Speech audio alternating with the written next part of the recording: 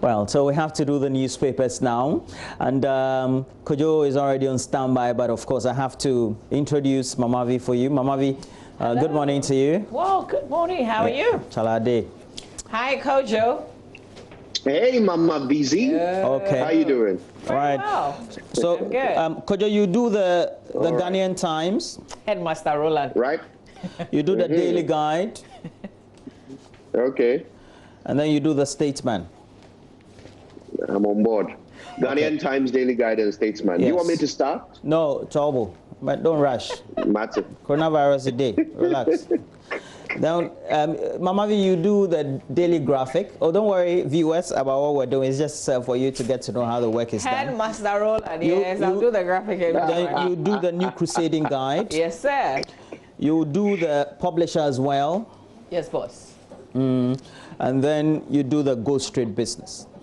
Okay. All right. Shall we? Yes, start. All right. Mamavi, so start. Okay, so Kojo, by the powers conferred on me by the headmaster, here we go with the Daily Graphic newspaper by way of what's in the front page, back page headline. The Daily Graphic newspaper today addressed potential food insecurity. NDPC urges government. But wait a minute, the Agriculture Minister did address this, didn't he? Well, KIA prepares to resume domestic flights is also another story. Tripartite committee agrees on steps to deal with COVID-19 impacts. And here's a man we haven't heard from in a very long while. Use COVID-19 to build local industries, a call by Dr. Sipa Yankee. In the center spread of the paper, government has not abandoned health projects. Minister of Health assuring very strongly and telling the nation what the government has been doing about those projects yesterday in that press briefing. ECOWAS resolves to enhance contact tracing and testing for COVID-19, also in the center spread. And then Unipass clearance system fails to take off. That full story is also in the center spread of the paper. Let's do the back page of the graphic now. KIA prepares to resume domestic flights. That full story is here. The Kotoka International Airport is preparing to resume domestic flights on Friday, May 1st, which is just in 2 days. The airport was shut down for commercial flights as part of the directives implemented to help stop the spread of the coronavirus infection. So that's the good news. They have to take a lot of precaution, by the way. Also, government taking steps to promote agro-processing. According to the Agriculture Minister, the government has identified agro-processing as a major driver of the agricultural transformation of the country, occasioned by the Planting for Food and Jobs program. Let's turn our attention now to the New Crusading Guide newspaper. On the front page, GRA begins ICUMS and at ports for imports and export transactions. Arrest Sam George group demands massive disinfection exercise at Kotoka International Airport and 3 others. Muslim community donates 130,000 cedis to COVID-19 National Trust Fund. All right, the Ghanaian Publisher now. Arrest and prosecute lawless Sam George group urges police. On COVID-19, ADB donates PPE to Noguchi. Muslims donate 130,000 Ghana cedis to COVID-19 fund. Scientists are baffled by the low rates of coronavirus among smokers. The banner headline, though, government warns landlords against exploiting tenants. GRA deploys integrated customs management systems. GCNet, West Blue to be phased out end of next month. And the last paper I will do, the Gold Street Business. Front page of the Gold Street Business, Bank of Ghana warns of imminent inflationary risk, supply disruption, fiscal pressure risk to push inflation upward. On COVID-19, GRA Finance Ministry discussed new 2020 revenue targets, and 2020 WTPO conference finally postponed. That's the World Trade Promotion Organization conference. It's finally been postponed because of the COVID-19. Okay, on the back page of the Gold Street's GRA produces sanitizers for staff. Puma Energy lauded for gratis fueling national ambulance service in COVID-19 fights. The two headlines on the back page of the paper. That's it for me. Yeah. Kojo? Right, Headmaster, you said I should do the Ghanaian Times and which one?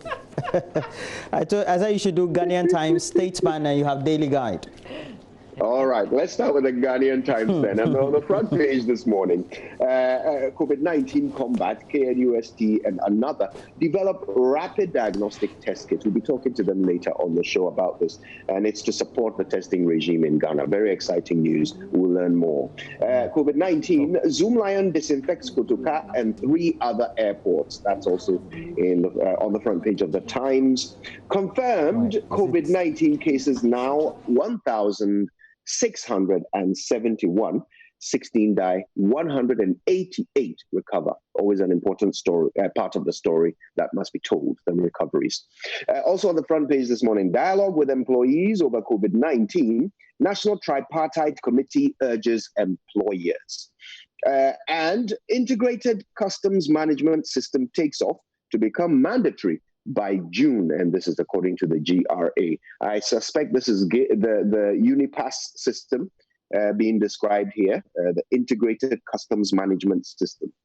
Yeah, well, we need to talk about that as soon as we can. Back page of the Ghanaian Times this morning, domestic flights resume on Saturday. That's the aviation minister's expectation.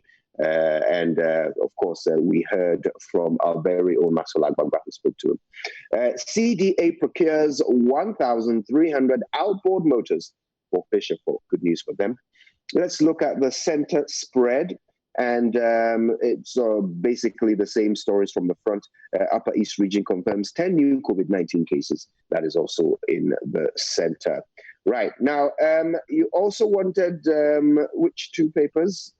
The Statesman, did you say? Ro? Yeah, I said the Statesman and the Daily Guide. That's right. I'll do the Statesman next, and we've only got the front page this morning. Mahama's COVID-19 propaganda exposed, and distributes food to 8 NDC households at Kuluedo for PR. Interesting. Ghana's economy robust enough for COVID-19 fight. That is, those are the words of the information minister. Maybe that is the reason why, even though we have lifted the lockdown and everybody can go to work, the government is still paying our electricity and water bills. Maybe it's because of that. Also on the front page, Speaker recalls MPs for discussions on COVID-19 tax waivers and others. Even more good stuff to come for Ghanaians. All right, let's do the Daily Guide next. Banner headline this morning, Mahama projects in progress. That's according to the health minister. His picture accompanies that banner headline this morning. Kill me if you have powers, Ken mocks Obinim. And it looks like the Daily Guide is going deep with the Kennedy Japan stuff. With Obinim. Okay, Zoom Lion disinfects Kotoka and COVID-19 kills 16. Cases hit 1,671. That's all on the front page. A Daily Guide reviews cover price. Oh, well, told you about that already from yesterday's Daily Guide. And ASEAN relishes Azerbaijan stay is on the back page this morning of the Daily Guide. Alongside, GFA boss extols Nana. No football until August, and Maradona has insulted me for 30 years. And that is Codesal who is making that comment. And that does it for me. Yeah. Well, thank you, Kojo. But let me do the rest of the newspapers. I have the Custodian. The Custodian has on the front page, hand washing best option against COVID-19. We all do know that. Apart from that, social distancing also needs to be maintained, and the wearing of appropriate face masks need to also be encouraged. And we brought you a story in Kumasi in which the number of residents not wearing face masks well, not wearing at all is even problematic. Not even talking about you not wearing the appropriate one. So it's well captured. There's a UDS research showing 97% of sanitizers are fake, and we know Dr. Courage Saba also headed that research right at the opportune time. We also had an interaction with him within the period. Meanwhile, he's also brought in an automatic hand washing instrument or facility or machine. Is there? Yeah. When the scientists do their work, then we need to have the business people try to do the packaging or replication well. We have robust economy to fight COVID-19 upon Chroma, and this is couched from that live interaction, the latest of the briefing from the government COVID team, and the story attributed to the Minister for Information, usually always moderating those sessions. Government warns opportunistic landlords again from same event. Meanwhile, down there we have COVID-19 MPs or pulled MPs to Parliament again. Well, there was sermon again, so I have to go as quickly as possible. But they're actually resuming. Of course. So this is the first meeting of the fourth session. Yeah. Okay, so we have the new publisher. New publisher has on the front page, ministers crash port as Osafomafo Kwatin Unipass takeover. No, as Osafomafo Kwatin rash Unipass takeover. And I don't know, for many people who have been watching this, looks like a very terrible spectacle. We're talking about the new publisher newspaper. You see it on your screen, not this one. It's a bit confusing because all of them tend to have the same names. The difference is the new and then the Ghanaian. So we have ministers crash ports as Osafomafo Kwatin rash Unipass takeover. And I have a couple of friends, a very good friend who work with the GRA, and then also GCNet especially. And yesterday, not a single entry on or transaction went through the system. Massive revenue loss. I don't know how I don't know, massive revenue loss yesterday. And I have even snapshots of how, if there were entries by importers or exporters or freight forwarders, they'll get some negative messages. And I don't know. And we're told this was as a result of a directive by the senior minister asking some 5 companies to submit sovereign data, which they have in their custody, to his office by the close of work yesterday. Well. Okay, so we have other story. Arrest Sam George over EC meeting invasion. There's a group led by Deputy General Secretary of the PNC, or former one, or youth, okay, so they're calling for the head of Sam George. But let's go to the Chronicle, the last paper. It says government agrees to pay off GCNet, and it's a question they're asking. And we know that it's at the heart of all this, what we're witnessing currently at the port. Minister shreds NDC argument on 88 hospitals. Police bust national security officers for gold robbery. Arrest NDC invaders of EC workshop. And the story has called on James Opombueno, and the group is led by Atik Mohammed, Executive Secretary. They are called the Mass Action Committee. Mass Action Committee. All right, I'm done. All right. Do we have dispatch? Any picks real quick? Otherwise, we'll do mychonline.com. Kojo? Oh, okay, let's do the dispatch. Yeah. Let me do the dispatch. Kojo. Let me do that dispatch. I couldn't hear you guys. Yeah, are you with me now? I was struggling to hear you. Yes, but we've got one last headline to do. One last headline to do, which is the daily dispatch. Okay. Go ahead, Roland. Okay, so on the front page of the dispatch, we have updates on Ghana's COVID or coronavirus situation. And it says total number of cases, again recounting what the number of cases are, 1,671, total recoveries 188, deaths 16. I'm talking about COVID. Mustafa Hamid is speaking on COVID-19 and the communal spirit of Islam. And we know that they are into the 6th day of the Ramadan. Yeah, the end of the period. We'll eat some good food, but the journey is good. It's the... You're done? It's the Eid Adha that I look forward to. Are you done? Abu Jinapo is facilitating X-ray machine for the Damanko Hospital. And we do know why he's doing a lot of work for Damanko. He's contesting, isn't he? Yeah. Now we also do have. Oh, is that so? We also do have a good friend of the show who is also contesting on. It's the Mutawakilo. Yeah, Adam Mutawakilo. Galus, good morning to you as well. Lembele, Member of Parliament, launches food bank of Lembele Chale. COVID, everybody is putting their hands on deck. All right. I think that'll be it for now. All right, guys. All right, so guys, should we talk very quickly about the numbers? You know, just a general point that I'm noticing about the new numbers since the update yesterday. So we've got 1,671 cases at the moment, 188 recoveries. Now that is important. I think sometimes we lose that part of the story when we're discussing it because we're all thinking of what to do. So we think about the problem.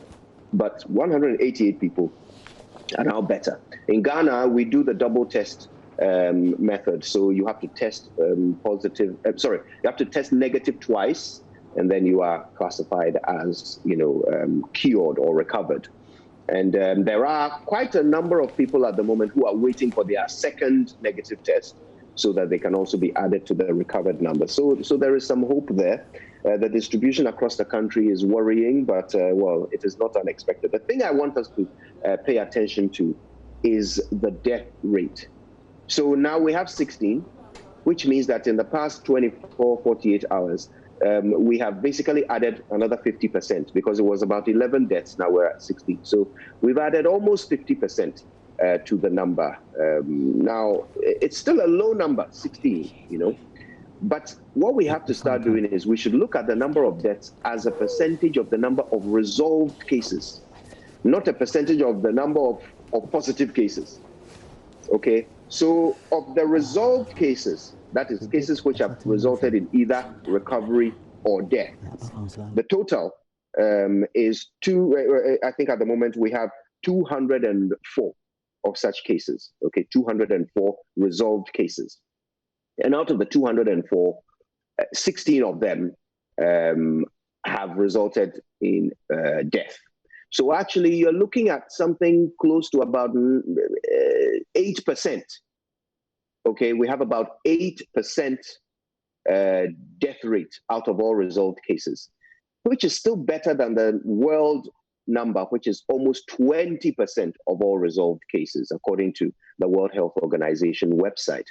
So we're still doing well, but it is creeping up. And we have to start asking ourselves, if that number keeps going up exponentially, what does it do to our healthcare system? That is always the big question. That is what will turn what is a manageable situation into a crisis. And like I said earlier, it looks like if we have to fairly benchmark this with what other countries are doing, not only on the continent, but worldwide. It looks like we're doing fairly well, if not well. And then also, I think that Africa and for most of the countries on the continent had hindsight. The cases had traveled from China, Asia, and then through Europe and the Middle East. And so by the time they started trickling in, well, for those on the continent that could act fast enough, they are able to do what was needful. And I'm hoping that we will be in a better position to stem the tide by making sure that the community spread stops. It's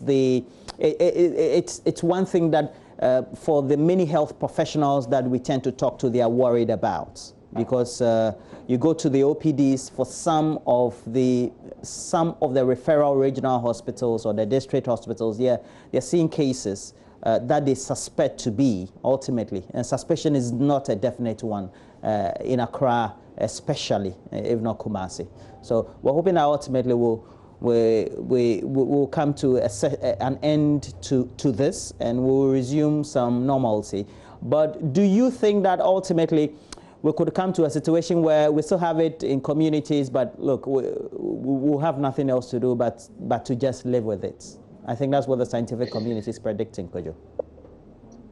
Yeah, you see, I think there is a bit of gambling going on. We've looked at the fact that so far, the effect of the virus on us seems to be less than the effect on people in other parts of the world. So the death rate in Italy, Spain, America, Hong Kong, South Korea, those numbers are high compared to us. So I think we've kind of come to a conclusion already. Okay. Even though we are only about 8 weeks into this crisis, we've come to a conclusion that we are doing better. That it will not affect us as badly as it has affected others. So based on that, we've kind of come to the conclusion that, look, if we even allow people to go around and the infection rates go up, more people will recover. So in the end, the effect will not be so bad. In fact, if more people recover, then that means we have even more people with immunity. All right, so that we can then go about our business. So yes, even though there might be pockets of it around the country, we can still go about our business because more have recovered. The problem is that we don't know if we have enough data to draw such a conclusion. We don't know if we have had enough, information coming in. We have tested enough people to draw the conclusion that, yeah, we will be fine. Even if we have increased numbers, majority will recover, so we'll be fine. We don't yet know if that is accurate. If we're looking at what I described, about 8% of all resolved cases ending in death. Okay. That number could creep up, so we really do need to examine that. All right, let's turn our attention now to myjoyonline.com with the 2 minutes that we have. Hopefully we can share a little bit with you before we go on My Joy Online. 121 more COVID-19 cases push Ghana's tally to 1,671 with 188 recoveries. Koa Herbal Center urged to collaborate with FDA to deal with contamination. Ashesi ranked first in Ghana, 9th in Africa in 2020 Times Higher Education Impact ranking. Parliament resumes Thursday, April 30, that's tomorrow. 2 runaway COVID-19 patients in Old Fadama and Tamale found, according to the Ghana Health Service. U.S. coronavirus cases surpassed 1 million as projections show deaths could rise in the coming weeks. And then Ghana records 5 more COVID-19 deaths. Total now 16. Breakthrough as Ghana researchers develop rapid diagnostic testing for COVID-19. And Lands Minister files 10 million Ghana cedis defamation lawsuit against ASEPA. Interested in any of the stories? You can log on to myjoyonline.com. There's a breaking news story that also breaks my heart because this is a man that we all loved. If you enjoyed Slumdog Millionaire and Jurassic Park, then you know this man that I'm about to talk about.